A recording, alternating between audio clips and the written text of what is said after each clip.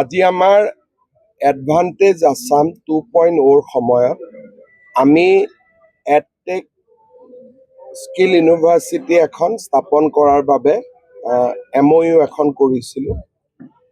এখেতসকলে অৰুণাচলত এখন বিশ্ববিদ্যালয় চলাই আছে, য'ত 5,000তকৈ বেছি ষ্টুডেণ্ট আছে। তিনিচুকীয়াত আমাৰ প্লাষ্টিক পাৰ্কৰ লগতে তেওঁলোকে 250 কোটি টকা খৰচ কৰি এখন সুন্দৰ স্কিল বিশ্ববিদ্যালয় বনাব খুজিছে। আমি তেওঁলোকক মাতিও দিছোঁ বা মোক যিখিনি বিল্ডিং দেখুৱাইছে খুব অত্যাধুনিক পৰ্যায়ত কৰিব খুজিছে। সঁচাকৈয়ে যদি কামটো হৈ উঠে, আমাৰ তিনিচুকীয়া আৰু উজনি অসমৰ ডাঙৰ অভাৱ এটা পূৰণ হ'ব। ৰাজ্য চৰকাৰে এখন দক্ষতা বিশ্ববিদ্যালয় নিৰ্মাণ কৰিছে মঙলদৈত। ইয়াৰ পৰা মঙলদৈলৈকে যাব ল'ৰা ছোৱালীৰ অসুবিধা হ'ব। তিনিচুকীয়াত যদি এই অনুষ্ঠানটো গঢ়ি উঠে, আমাৰ ল'ৰা ছোৱালীৰ বহুত সুবিধা হ'ব। আৰু দুখীয়া ল'ৰা ছোৱালীয়ে যদি পঢ়িব পাৰে, তাৰ কাৰণে চৰকাৰে স্কলাৰশ্বিপৰো ব্যৱস্থা কৰিব পাৰিব। আমিতো চবতে দিব পাৰোঁ, গতিকে যোন দুখীয়া ল'ৰা ছোৱালীয়ে পঢ়ে আমি স্কলাৰশ্বিপ দিলে তেওঁলোকে আৰু ফিজৰ ক্ষেত্ৰত কনচেশ্যন হৈ যাব। ৰাজনীতি প্ৰশ্ন এটা আছে। গৌৰৱ গগৈয়ে এটা কথা যোৱাকালি কৈছে, আজিও কৈ আছে যে আপুনি ৰাজনৈতিকভাৱে নহ'লে আপুনি হিন্দু জিলা, আপুনি কথা কৈছে আৰু কৈছে যে আপুনি ৰাজনৈতিকভাৱেহে হিন্দু। আপোনাৰ প্ৰথম কথাটো হ'ল তেওঁ এইটো কথা বুজাব খুজিছে যে মই এজন হিন্দুৰ ক্ষেত্ৰত এজন চৰমপন্থী নেতা, এইটোৱে বুজাব খুজিছে। গতিকে মোৰ এইটো কথাত কওঁতে মোৰ কোনো আপত্তি নাই, কিন্তু তেওঁ নিজে পাকিস্তানীৰ কাৰণে উদাহৰণটো পাকিস্তানী লৈ আহিলে। যদি এটা বেলেগ উদাহৰণ দিলেহেঁতেন মই তেওঁক ধন্যবাদে জনালোহেঁতেন, কিন্তু তেওঁ উদাহৰণটো তেওঁ জিন্না, পাকিস্তান, ইছলামাবাদ এইবিলাকেই বিচাৰি পায়। গতিকে তেওঁ অলপ, মই এইটোকে ক'ম, তেওঁ অলপ পাকিস্তানৰ পৰা দূৰত থাকিব লাগে, নহ'লে কেতিয়াবা তেওঁৰ দিগদাৰী হ'ব। মই ইমানটোকে ক'ম আৰু বেলেগ নকওঁ আৰু আজি।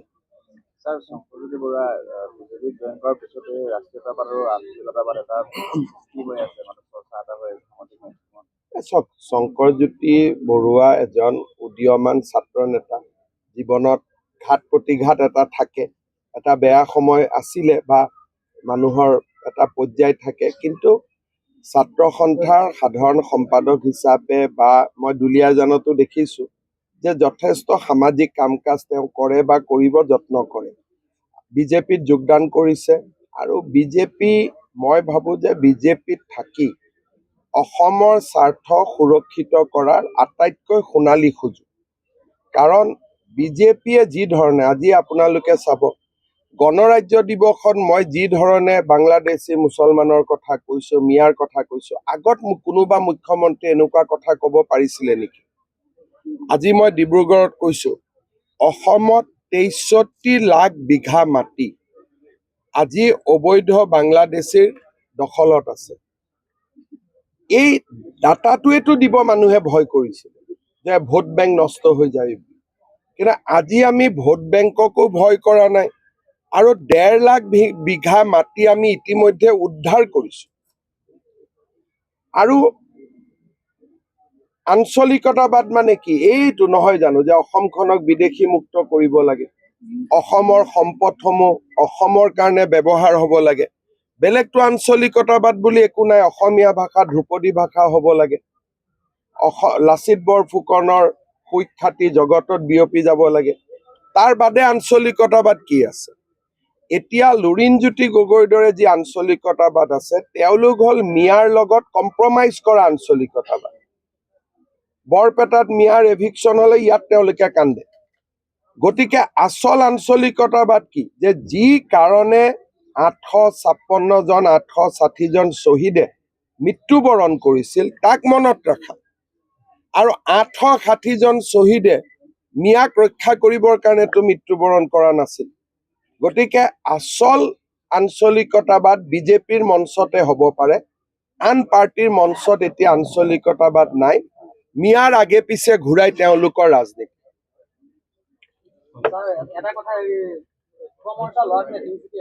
সেইদিনাখন গৰু মাংস যে তেওঁলোকৰ গাত মুছলমান সম্প্ৰদায়ৰ লোকসকলে গৰু মাংসটো দলিয়াই দিছিলে এই ক্ষেত্ৰত চৰকাৰে বাবা কেনেধৰণৰ বাবা সাংবাদিকত কোন চেনেলত কাম কৰিলে? আসাম টকছত কি আছে এতিয়া এই বিষয়টো? এখন সন্মুখত বিজেপি কাগজখন নাই। কি গৰু মাংস কোনে কাক দলিয়ালে?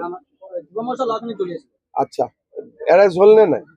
এৰেষ্ট হৈছে দুজন ঠিক আছে, হ'ব, মই অলপমান গৰম আৰু ঠাণ্ডা ট্ৰিটমেণ্ট দি দিম।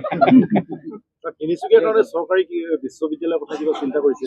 তিনিচুকীয়াত মোৰ এটা সপোন আছিল যে মেডিকেল কলেজখন হওক। এতিয়া মেডিকেল কলেজখন হ'ল। ভৱিষ্যতে মোৰ ইচ্ছা আছে যে তিনিচুকীয়াত ইঞ্জিনিয়াৰিং কলেজ এখন কৰা। তাৰ ওপৰত এটা মোৰ মনত ইচ্ছা আছে। আৰু কেইবাটাও নতুন নতুন কথা আমি তিনিচুকীয়াৰ কাৰণে চিন্তা কৰা আছে। লাহে লাহে মই কৰি গৈ থাকিম। আৰু 5 বছৰত ইয়াতকৈ ঠেলিব নোৱাৰি, যিমানখিনি কৰিব পাৰোঁ কৰিছোঁ। কিন্তু ইয়াতকৈ কৰিলে ক'ৰবাত গাড়ীখন এক্সিডেণ্ট হৈ যায় বুলিও ভয় লাগে। কিন্তু আগবাঢ়িছে যথেষ্ট। এতিয়া আমাৰ কাৰণে বহুত আনন্দৰ কথা যে 30 তাৰিখে গৃহমন্ত্ৰী অমিত শ্বাহ ডাঙৰীয়া ডিব্ৰুগড়ত আহিব। অসম বিধানসভাৰ চৌহদ আধাৰশিলা কৰিব। লাহে লাহে ৰাজনীতিটো উজনিৰ ফালে আহি আছে। এটা সময়ত কোনেও কল্পনাই কৰা নাছিল যে ইয়াতে দ্বিতীয় ৰাজধানী হ'ব পাৰে, কাজিৰঙাৰ ওপৰত এলিভেটেড কৰিডৰ হ'ব পাৰে, টানেল হ'ব পাৰে, এইবোৰতো চিন্তা নাছিল। মই লাহে লাহে কৰি গৈ আছোঁ আৰু কৰি গৈ থাকিম। सर अभी वो ये कहना था कि जब अगर गृह मंत्री बनते हैं तो मियाँ के ऊपर जो है मियाँ को किस प्रकार की जो है डरने की आवश्यकता नहीं है सर। देखिए, अखिल गोगोई ने जो भी बात बता रहा है, आप लोग तो जो सुना है आधा सुना है। अभी वो धुबरी ग्वालपारा में और बहुत कुछ बोल रहा है। आप लोग थोड़ा अपना जर्नलिस्ट लोगों से थोड़ा सीडी को कलेक्ट करिए। वो तो मोटा मोटी जहां भी जा रहे हैं वही बोल रहा है कि हम असम को मियाँ का सामने बेच दूंगा। यही मोटा मोटी बात बोल रहा है। इसीलिए अखिल गोगोई को समझना चाहिए, ये लोग कोई हमारे अपना नहीं है, वो लोग मियाँ का दलाल है। इतना ही बात है। Thank you.